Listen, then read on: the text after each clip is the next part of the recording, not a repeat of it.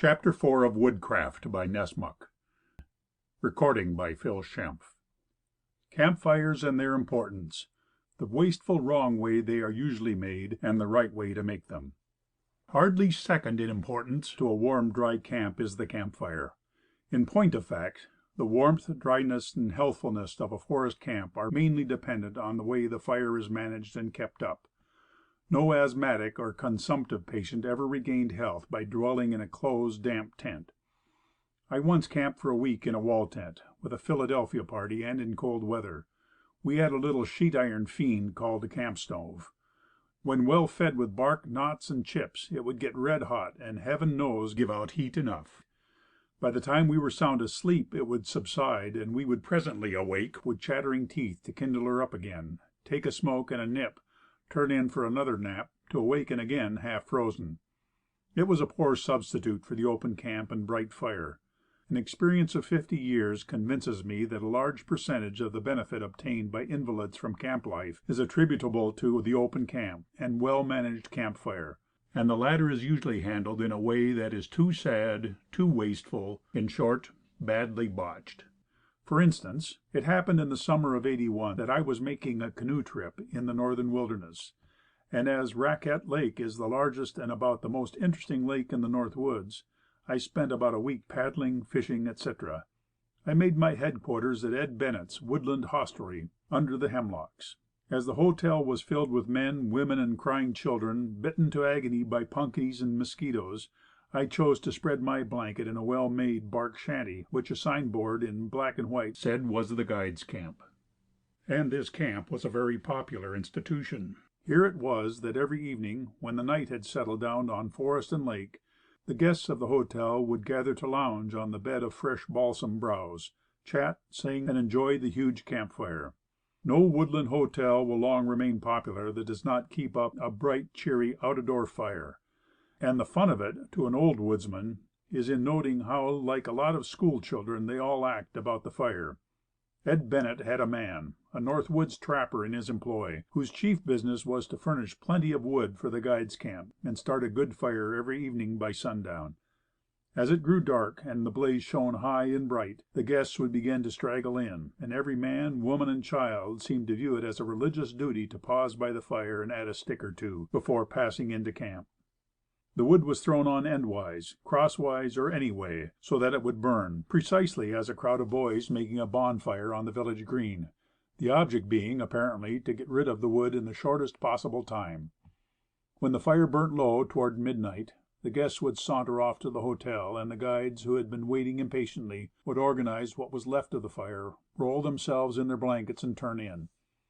I suggested to the trapper that he and I make one fire as it should be, and maybe they would follow suit, which would save half the fuel with a better fire.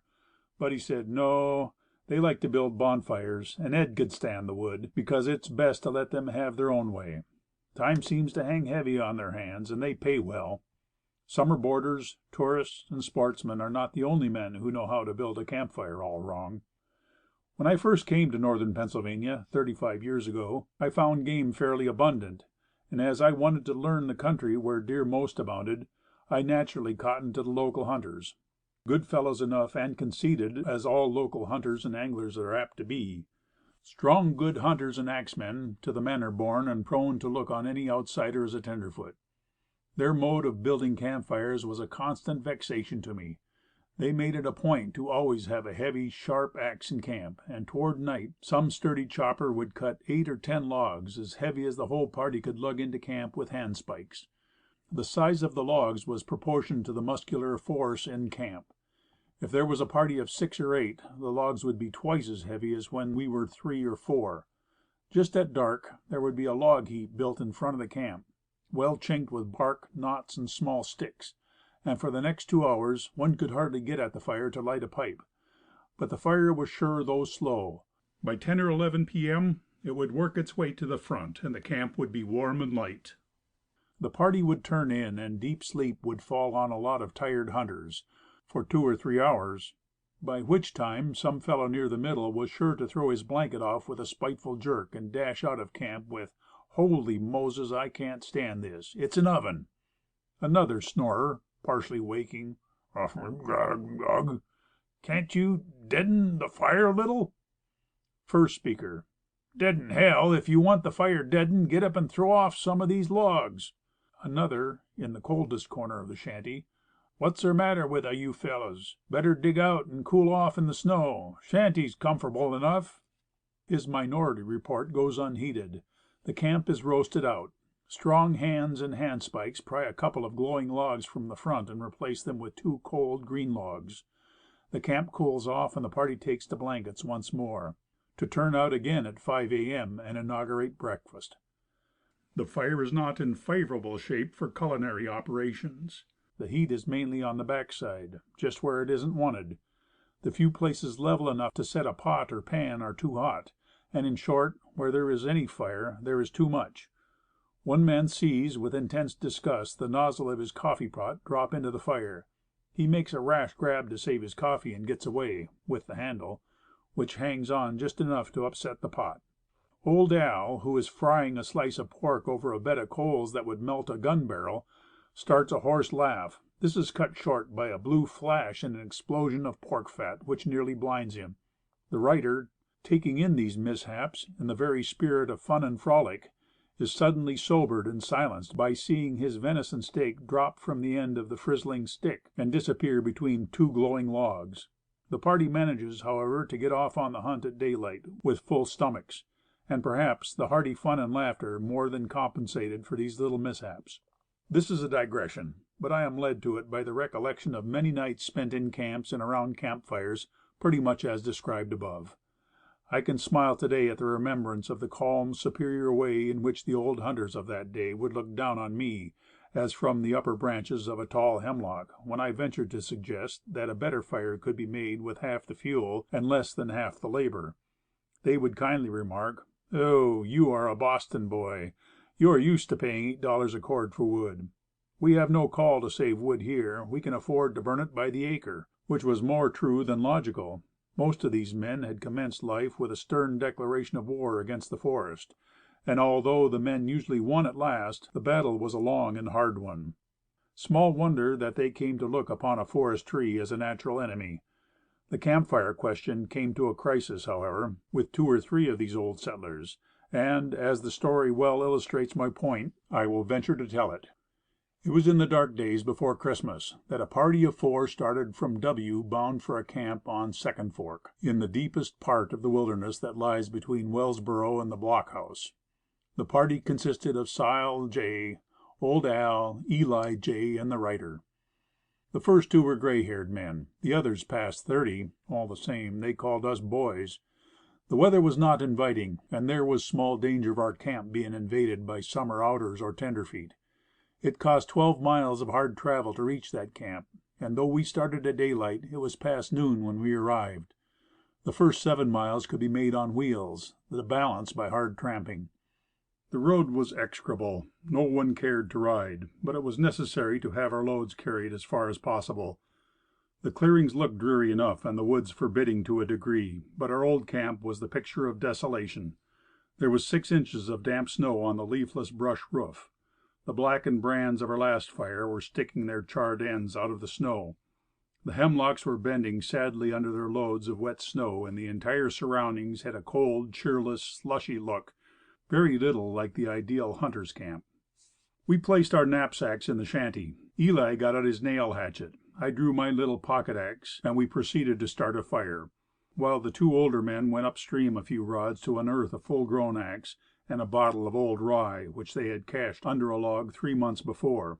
They never fooled with pocket axes. They were gone so long that we sauntered up the band, thinking it might be the rye that detained them. We found them with their coats off, working like beavers, each with a stout sharpened stick. There had been an October freshet, and a flood jam at the bend had sent the mad stream over its banks, washing the log out of position and piling a gravel bar 2 feet deep over the spot where the axe and flask should have been. About the only thing left to do was cut a couple of stout sticks, organize a mining company limited, and go in, which they did. Sile was drifting into the side of the sandbar savagely, trying to strike the axe helve, and old Al was sinking numberless miniature shafts from the surface in a vain attempt to strike whiskey. The company failed in about half an hour. Sile resumed his coat and sat down on a log, which was one of his best holds, by the way. He looked at Al looked at him, they both looked at us, and Sile remarked that if one of the boys wanted to go out to the clearings and borry an axe and come back in the morning, he thought the others could pick up wood enough to tough it out one night. Of course nobody could stay in an open winter camp without an axe. It was my time to come to the front. I said, "You two just go at the camp. Clean the snow off and slick up the inside. Put my shelter cloth with Eli's and cover the roof with them. And if you don't have just as good a fire tonight as you've ever had, you can tie me to a beech and leave me here. Come on, Eli." And Eli did come on. And this is how we did it.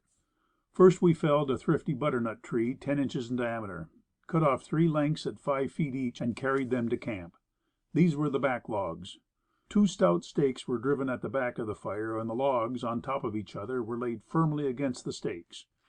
The latter were slanted a little back, and the largest log placed at the bottom, the smallest on top, to prevent tipping forward. A couple of short, thick sticks were laid with the ends against the bottom log by way of fire dogs. A 4-stick, 5 feet long and 5 inches in diameter, a well-built pyramid of bark knots and small logs completed the campfire, which sent a pleasant glow of warmth and heat to the furthest corner of the shanty. For night wood, we cut a dozen birch and ash poles from 4 to 6 inches across, trimmed them to the tips, and dragged them to camp. Then we denuded a dry hemlock of its bark, and by 8 of 10-foot poles, flattened at one end, packed the bark to camp. We had a bright, cheery fire from the early evening until morning, and 4 tired hunters never slept more soundly. We stayed in that camp a week, and though the weather was rough and cold, the little pocket axes kept us well in firewood. We selected butternut for back logs because when green it burns very slowly and lasts a long time. And we dragged our smaller wood to camp in lengths of 20 to 30 feet, because it was easier to lay them on the fire and burn them in two than cut them shorter with light hatchets. With a heavy axe we should have cut them to lengths of 5 or 6 feet. Our luck, I may mention, was good as we desired. Not that 4 smallish deer are anything to brag about for a week's hunt by 4 men and 2 dogs. I have known a pot hunter to kill 9 in a single day, but we had enough. As it was, we were obliged to double trip it in order to get our deer and duffel down to Bab's, and we gave away more than half our venison.